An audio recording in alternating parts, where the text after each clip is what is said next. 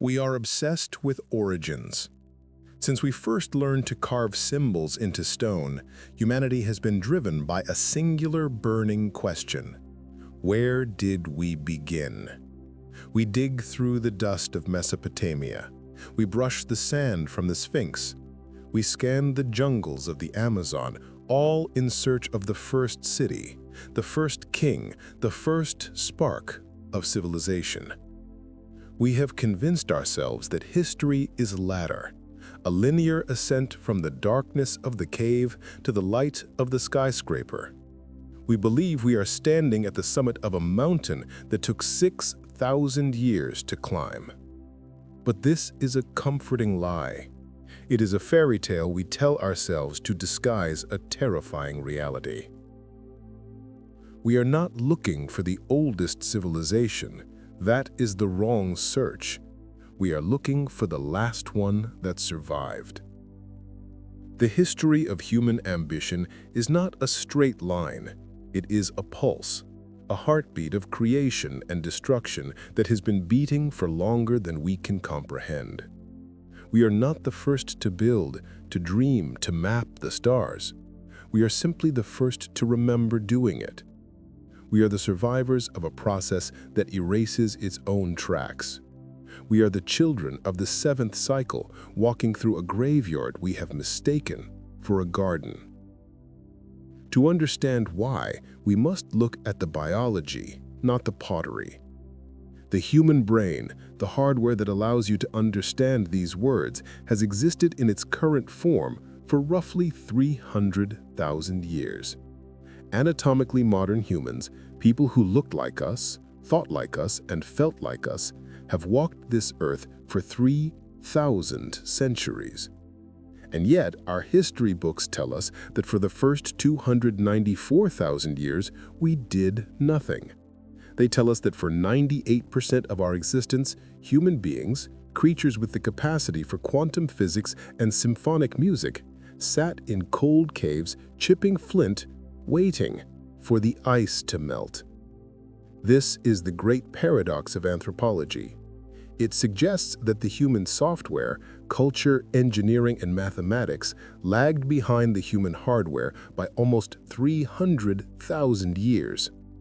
It is an insult to logic. Evolution does not produce a supercomputer and then leave it switched off for an eternity. Intelligence seeks expression. The alternative hypothesis is far more disturbing. We did not sit in the dark. We built. We rose. We fell. And then the earth reset the board. The silence of those first 300,000 years is not an absence of activity. It is an absence of evidence. It is the silence of a room after it has been scrubbed clean. We suffer from a bias of durability. We assume that if a civilization existed, it must have left behind things that we can see. We expect ruins. We expect stone. We expect metal. But this assumes that every advanced culture follows the same industrial path that we did. And, more importantly, it underestimates the power of time. Time is a universal solvent. Give the earth enough time, and it will digest anything. Look at our own world. We build with concrete, steel, glass, and plastic. We feel permanent. But if humanity were to disappear tomorrow, our legacy would vanish in a geological blink of an eye.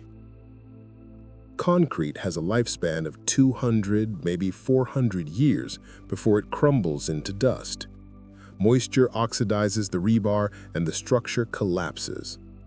Iron and steel revert to iron oxide, rust, within a few thousand years, scattering into the wind. Glass, though chemically stable, shatters and is ground down by friction into microscopic silica sand within 1,000,000 years.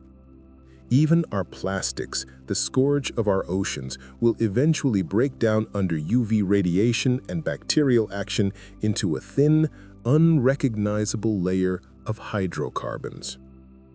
A city like New York or Tokyo, left untended for 15,000 years, just a fraction of the human timeline, would not be a ruin.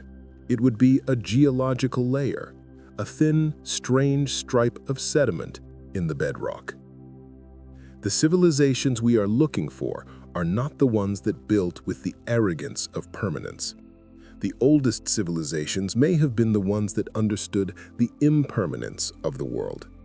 Perhaps they built with wood, with advanced organic polymers, with acoustics, with biology. They may have had technologies that we would mistake for magic, yet left no trace in the fossil record because they were designed to dissolve. The absence of ruins does not mean the absence of history. It means we are looking for the wrong kind of ghost. Furthermore, the Earth provides its own erasure mechanisms. We live on a violent planet, a planet that resurfaces itself. We have only explored the uppermost skin of the Earth's crust. The layers corresponding to 100,000 or 200,000 years ago are buried deep, compressed under miles of sediment, or ground away entirely. Consider the glaciers. During the last ice age, sheets of ice 2 miles thick covered much of the northern hemisphere. These were not stationary blocks of ice, they were moving mountains.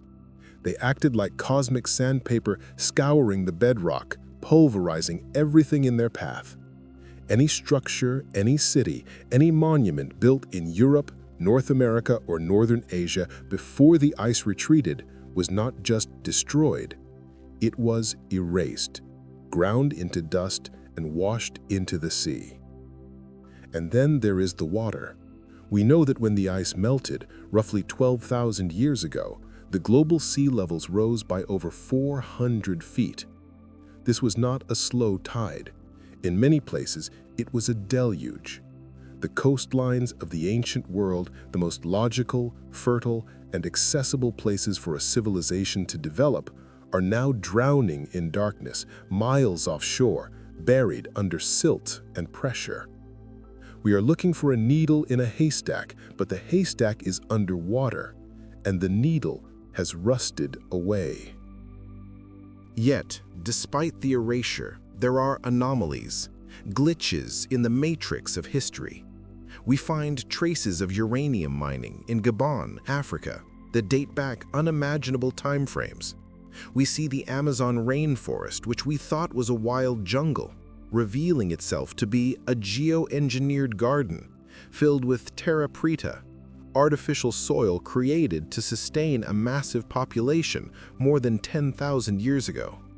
We see Göbekli Tepe, a megalithic complex that appears out of nowhere in the timeline, fully formed, perfectly oriented, complex, and massive.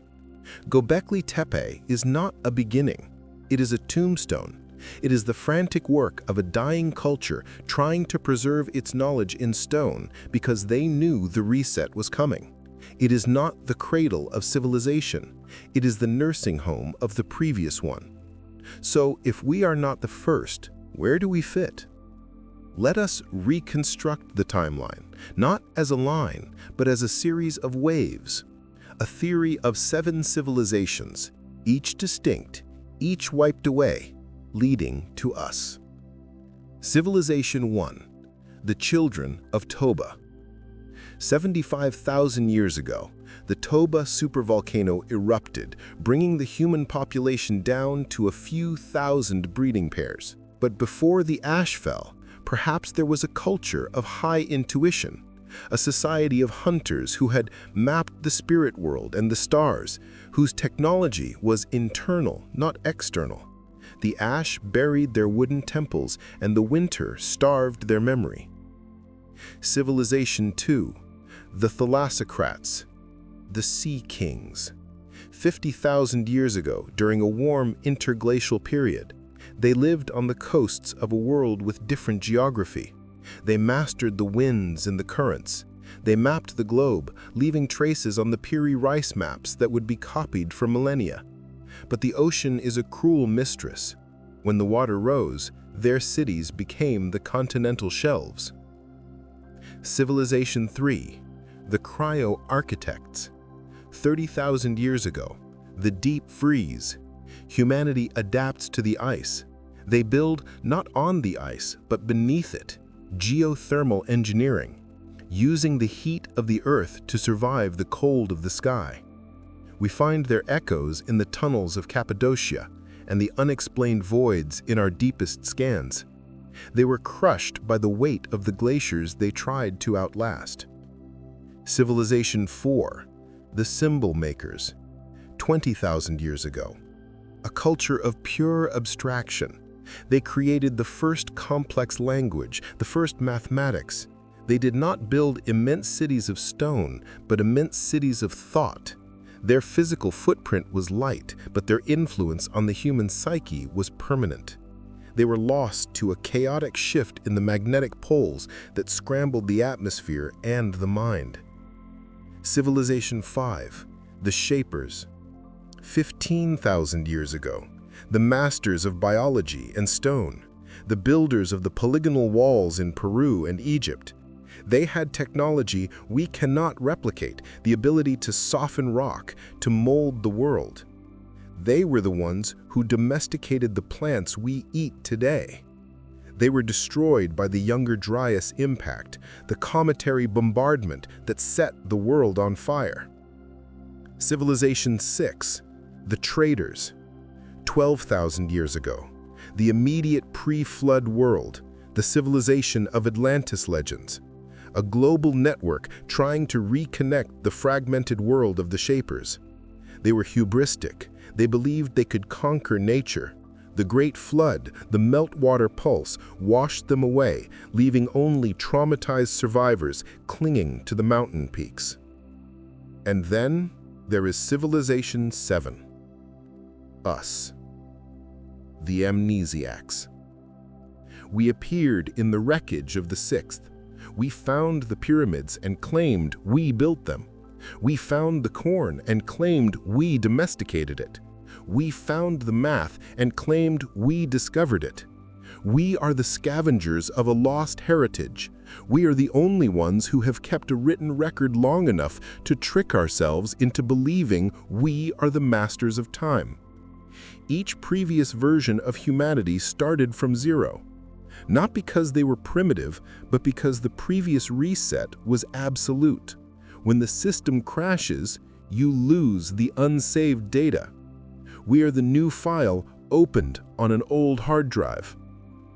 We look at the Great Pyramid, at the walls of Sacsayhuaman, at the impossible precision of stone vases, and we say they must have had copper chisels. Because the alternative, that they were better than us and still they died, is too frightening to accept. This theory changes everything. It implies that progress is not guaranteed. It implies that intelligence is not a shield against extinction. It means that the Earth does not belong to us. We are simply renting it between cataclysms. History didn't begin. It restarted. And the most chilling realization is not that there were others before us. It is the pattern, the intervals, the biological clock of the planet itself. The cycle of the ice, the cycle of the magnetic poles, the cycle of the sun. They are rhythmic, they are predictable, and they are due. We think we are the peak of human achievement. We think our silicone and our steel make us immortal. But Civilization 3 thought their ice walls were eternal. Civilization 5 thought their stone mastery would save them. Civilization 6 thought their global trade would endure.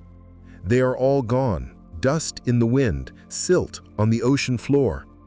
We are Civilization 7. We are the ones who remember the myths but have forgotten the meaning. We are building our towers of glass on the same fault lines that swallowed our ancestors. Civilization is not a timeline. It is a cycle, a wheel that turns slowly, grinding the achievements of the past into the soil of the future. We are currently at the top of the wheel, basking in the sunlight. But the wheel is turning, and the cycle is not finished.